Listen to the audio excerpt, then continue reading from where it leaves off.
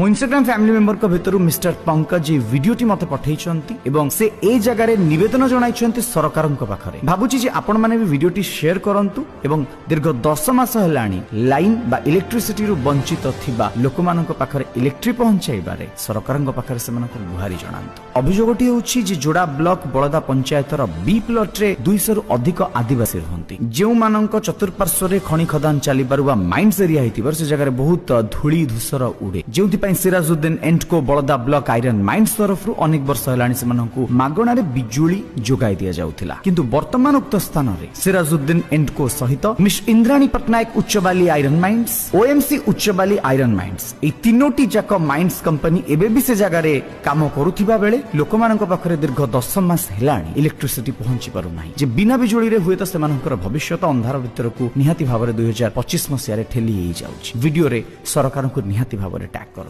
जय जगन्नाथ, वंदे उत्कल जननी।